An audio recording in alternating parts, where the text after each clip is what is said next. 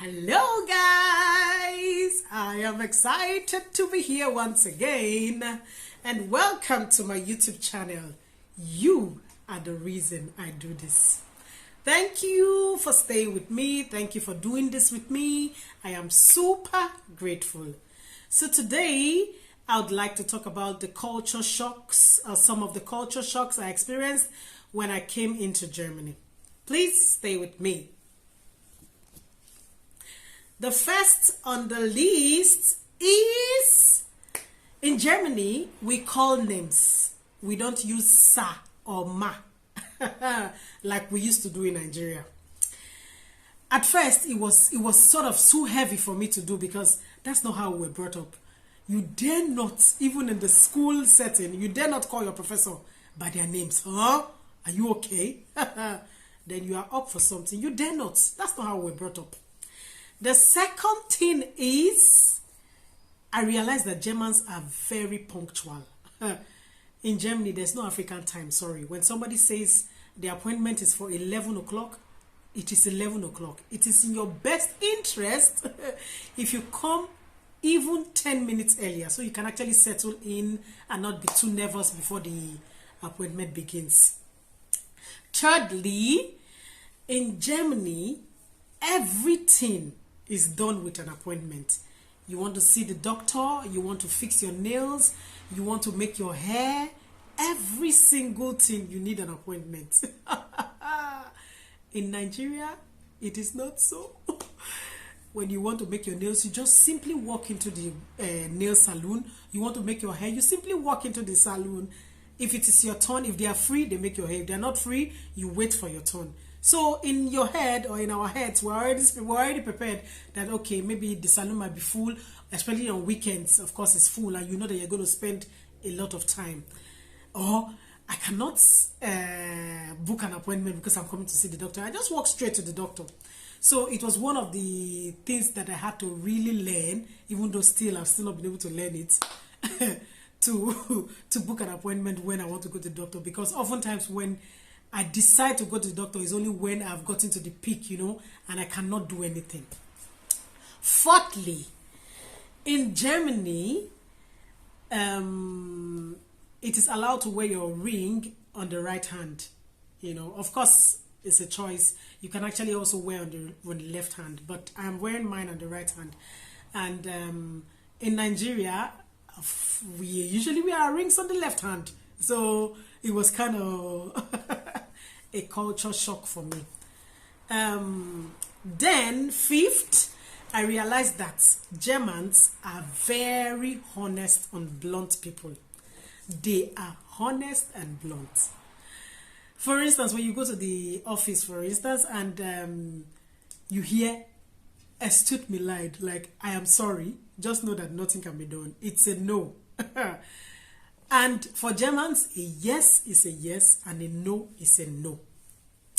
Sixth, in Germany, there's no room for negotiation or hassling or price hassling, so to say. I'll give you a good example. When I was doing my wedding, we actually went for cake tasting. I went with my husband and my sister-in-law. So we got to the place, and of course we had a budget, but the Nigerian in me is used to hassle on negotiation. So when I got to the shop after we finished tasting all the different flavors and types of cakes, and we decided what we want, and we told her the specifications, she gave us a price. So let's say she said the cake is 400, and I was like, can't we pay 350? And she was like, hey, no, you can't pay 350. My husband was like, hey, what are you doing? You already said this is your budget. And funny enough, the budget, or what the price she gave to us, fell within that budget.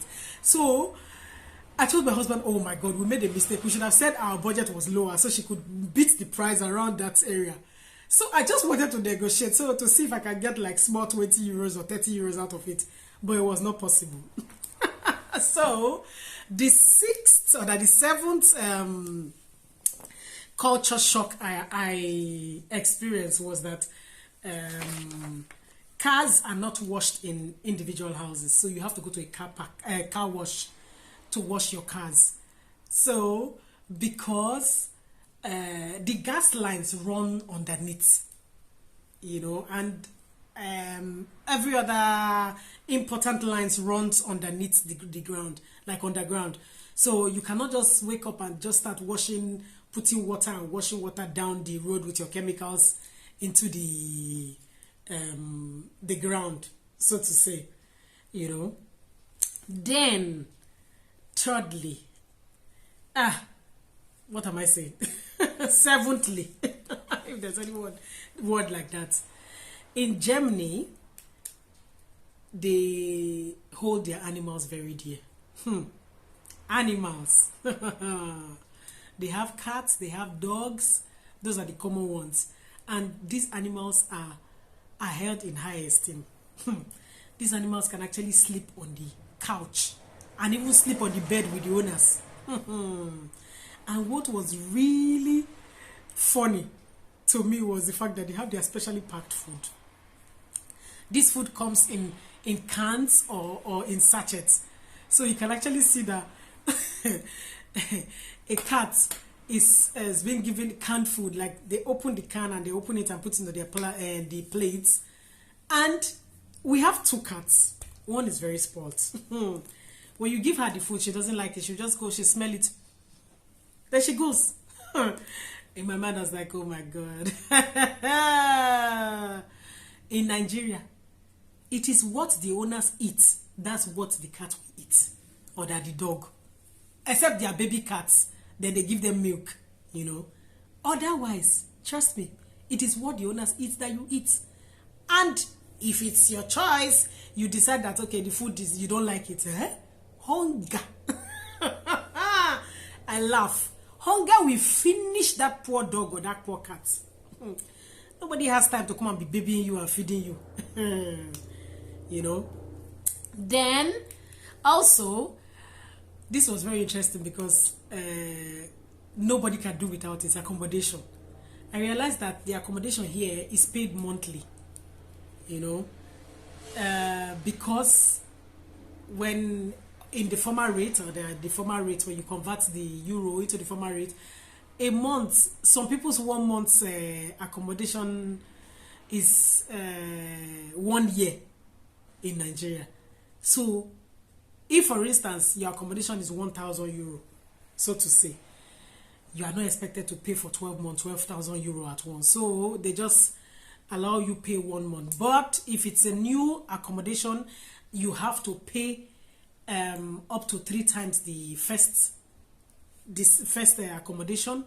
So if your accommodation is 1,000, for instance, you have to pay like 3,000. The extra 2,000 is caution fee.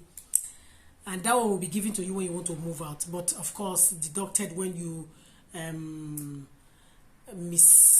mishandle some equipment in the house, you know. Some of the houses are fully furnished. Some you have to buy your stuff yourself. Of course, those ones are cheaper, you know. Then of course I know that this was not Nigeria, but I was also expecting to see lots and lots of people of color in my city.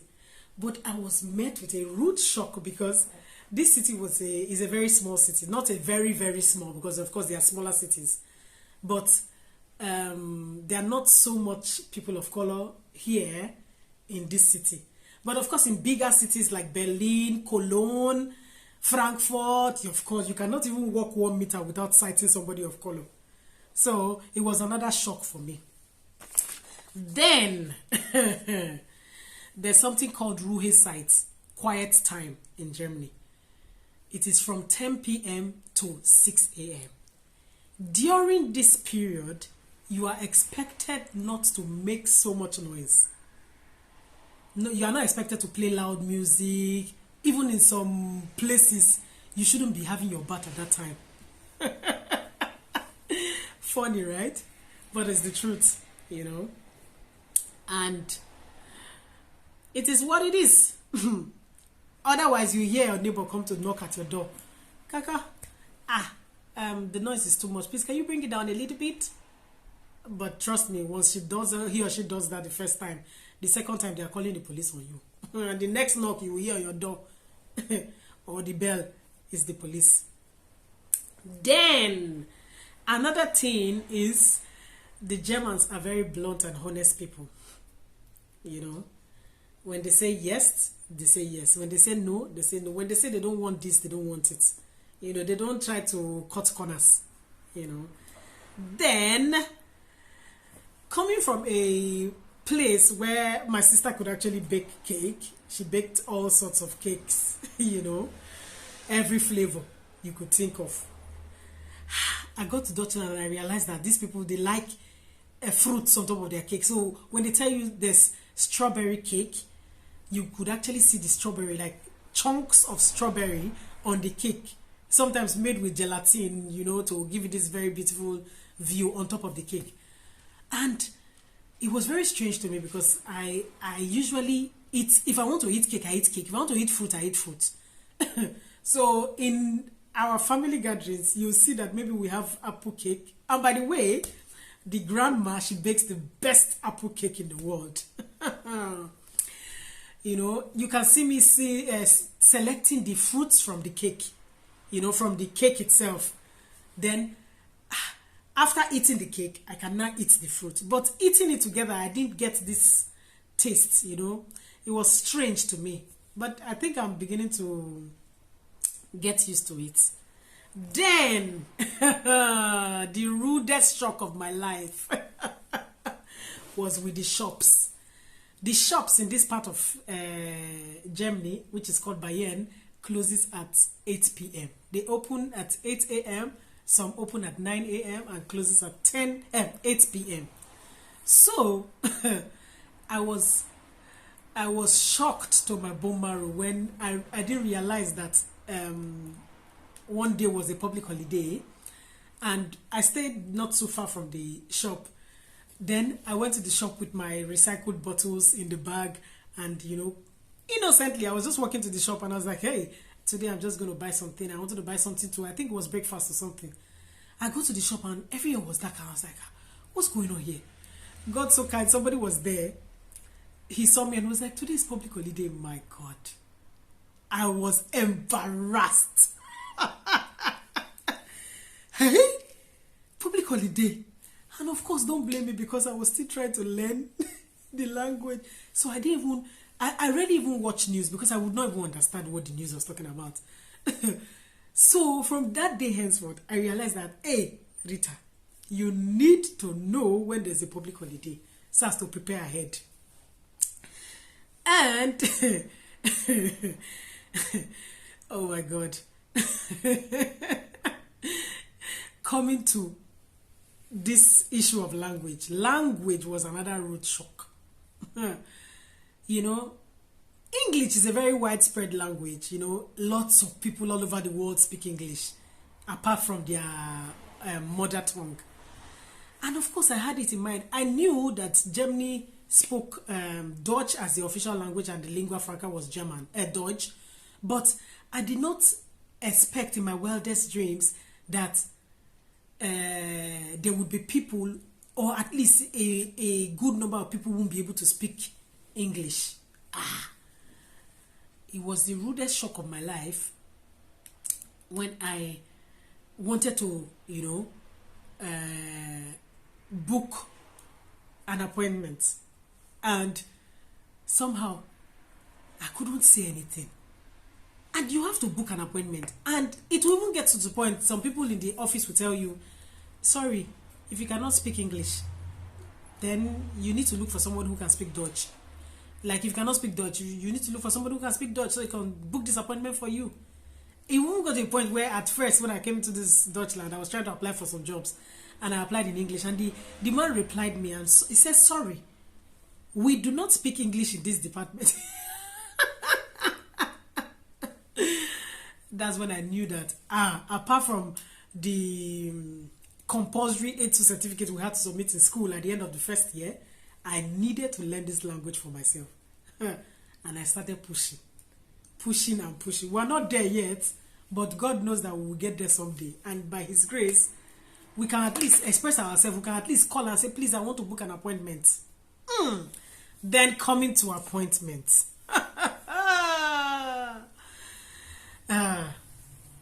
For every single thing you want to do in Dutchland, you need an appointment. Even for your hair, your nails, to see the doctor. Even as much as your friends, you need to book an appointment. We might not call it an appointment, so to say, but it's very important because everybody have different schedules.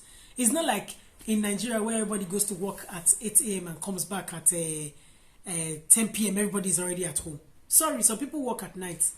So if you just decide that today you want to wake up and just go and visit your friend, you'll be so disappointed because he or she might just have something else to do and might not just be at home. And it's not like from my house to my neighbor's house where it's sometimes very close, sometimes very far. So you have to travel long distances to meet up with people. So it's very good that you call before you go visiting your friends. And it's also important you call because they might just be having their quiet time. Everybody deserves quiet time where they don't want to see anybody, they just want to spend time with their family. And you just think you can just wake up and just okay, get ready and say, okay, I'm going to see my friend today. Sorry, it doesn't work like that. You know, you might even get there because you didn't call. Some people will not open the door for you.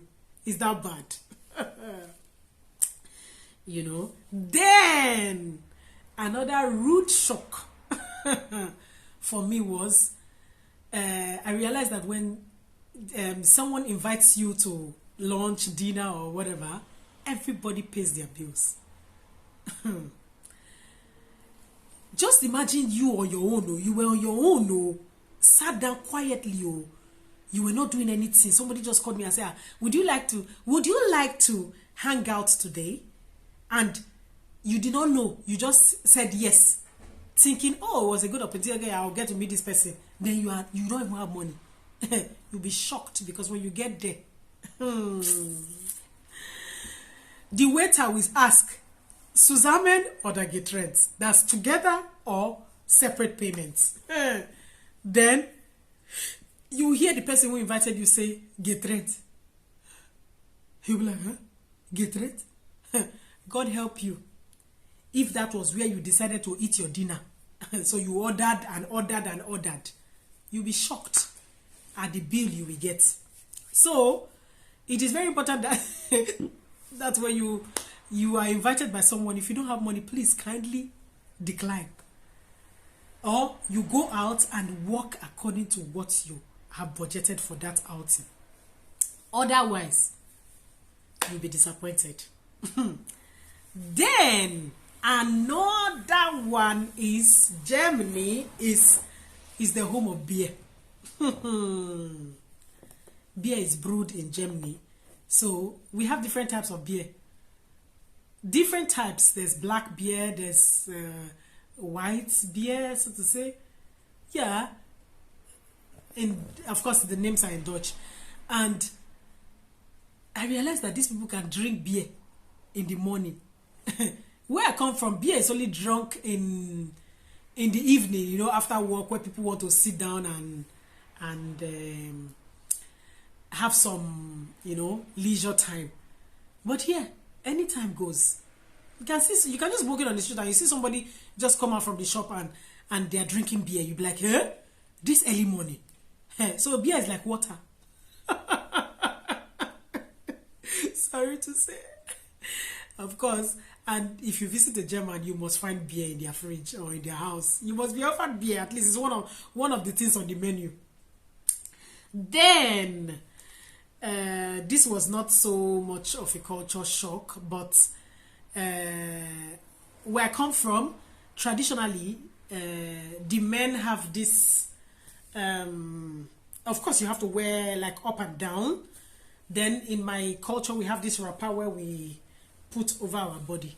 But here I realized that the men, their traditional wear is like a pair of shorts with braces. So it's called lederhosen. You know, it's a pair of leather shorts with braces. It's really leather, you know, and words on the street have it that's not so cheap to buy, you know. And the women wear something called dandel. It's called dirondl. Like it's a type of summer dress with a bow, you know. So it would interest you to note that where the bow is situated determines the kind of relationship this person has, you know. So if the bow is on the left, so to say, she's single. If it's on the right, she's in a relationship. Then if it's on the front, she doesn't want to tell. That's not your business. Then if it's on the back, she's widowed or she's a server. So very interesting, right? So another shock was there are so many rules in Germany. Rules. Yeah, I can say that these rules truly have made the society as organized as it is.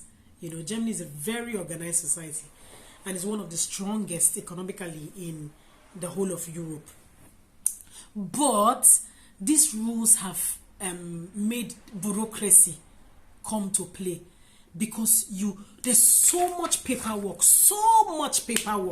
They always want to stick to the rules, you know. So you have to go through certain protocols, certain channels before you can get something done. For us, it is not so, you know, because coming from a country like Nigeria, of course there are rules, but human beings are the one who enforce these rules. So sometimes it can be tilted a little bit, you know. But here, we have to follow the rule to the letter. They obey the rules. Traffic rules are followed. So in terms of rules, it would interest you that if, for instance, you come across a zebra crossing, trust me, the driver has to wait. Even when you wait, even when you stand, the driver signals you to go because he knows that when he jumps and overrides you, he didn't look at the site where the zebra crossing was coming from. He's at fault.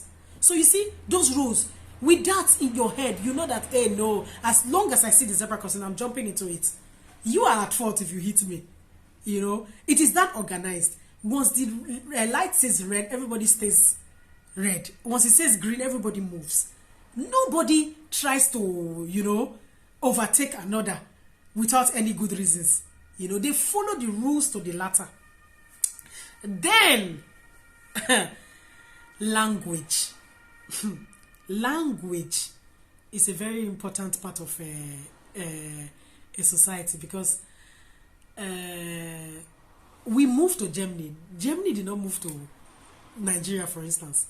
Because if for instance, the German moved to Nigeria, he would know that the lingua franca is English and he would learn it to be able to associate with the people of Nigeria.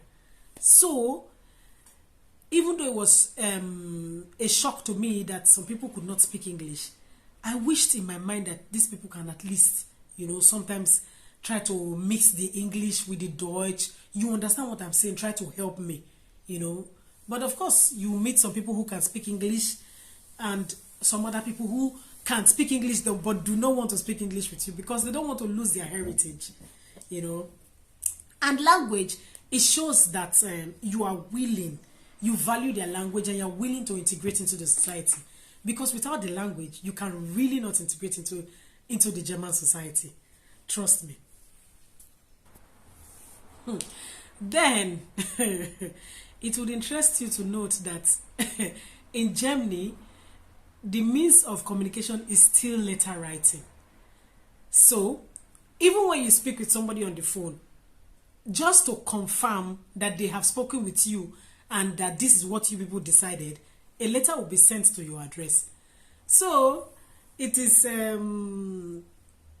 quite interesting because, for instance, if you want to communicate with somebody, emails are responded to quickly. You know, you don't have to stress. Once you send an email, be sure to get a response. Except, of course, it's an application and it takes time. Even though it's an application, you get a response that we have received your email and we're working on it. In the next few days, you would get it back. Also with the letters, even when you have spoken to someone in the office, they send you a letter to that effect so I can be on record. So you see, that's why the paperwork is so much letters. So much letter. I cannot tell you how much letters I have gathered since coming into Germany. And if you're not careful and you don't organize them into different folders, you know, like tax, like office, or your pay slips, you end up having a pile of letters, pile of papers that when you need the information, you won't be able to get them. So, one thing I've also come to realize in Germany is that the Germans, they like hiking a lot. In Germany, it's called Wanderung. So when I first came, or when I met my husband, I realized that the family liked to go on hikes. But hey, this girl was not strong enough. I'd not done that kind of hike before.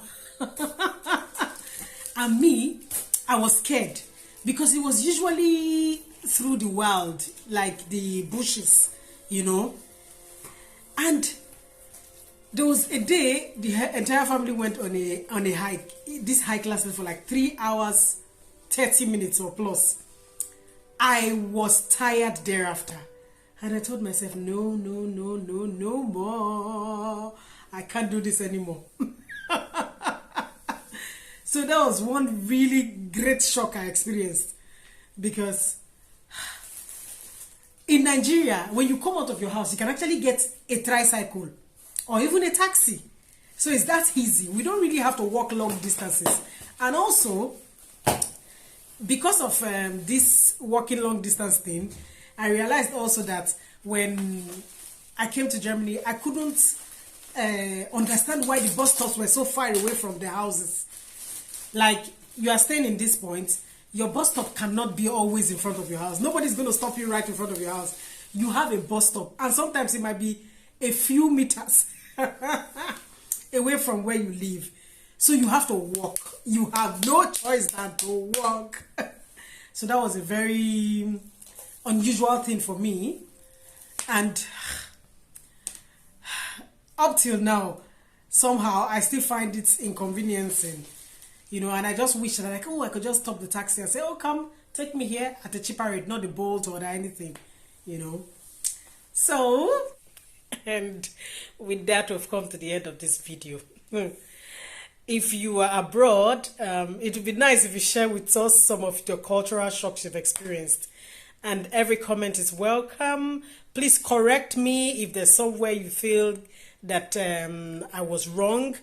And once again, I would like to say this video is my personal opinion and it's born out of my personal experiences. So please take no offense, and I apologize in advance for any offense that would be taken. Not my intention to belittle the German culture. It was only my intention to show people how it works here in Germany in relation to my home country. Thank you so much for watching. Please leave your comments in the comment section. Tell me how it works with you. Which cultural shocks have you experienced? Are you in a foreign land or in your homeland? Is there something you would like to compare? Very welcome in the comment section. Thank you so much for staying here with me, and have a good time.